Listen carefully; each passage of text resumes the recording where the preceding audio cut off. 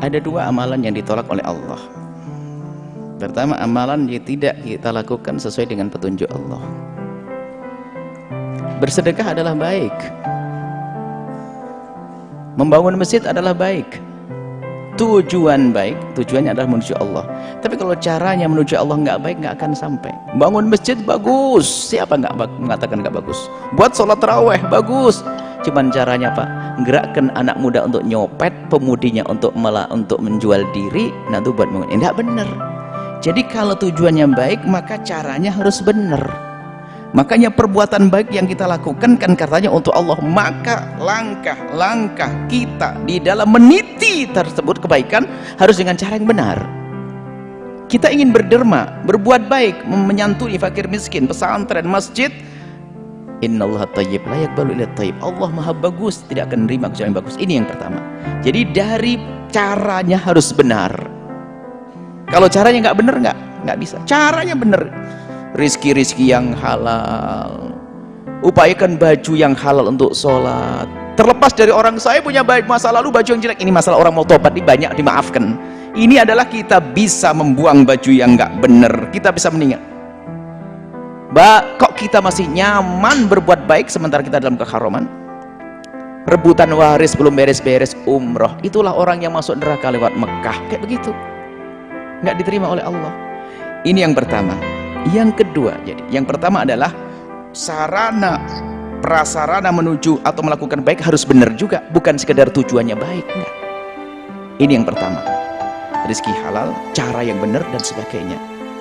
Dakwah baik, tapi kalau caranya kita dengan tidak baik, misalnya dakwah dengan berbohong, maka kami kan selalu berpesan juga kepada teman-teman yang suka mengangkat YouTube, jangan sampai membuat judul yang berbohong, karena dakwah tidak boleh berbohong.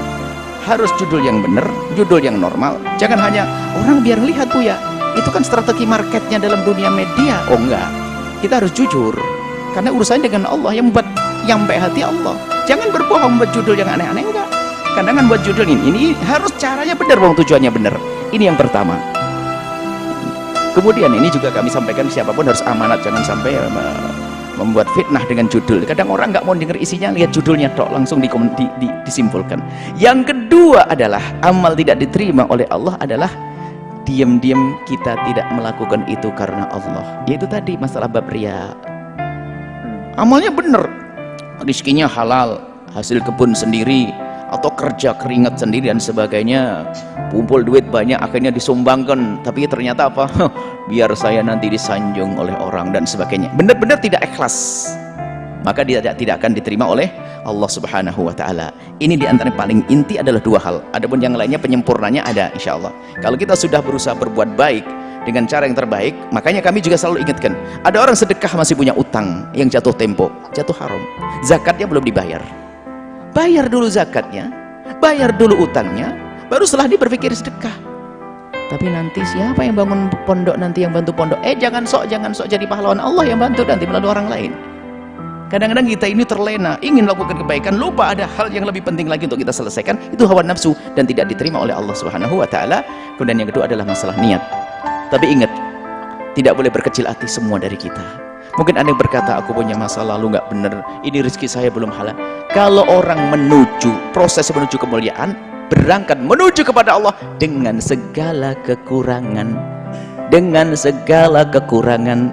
sambil berjalan kekurangan kita tanggalkan. Kalau kita ingin mengajak hijrah orang langsung hijrah full 100%, tidak ada, tidak akan bisa orang.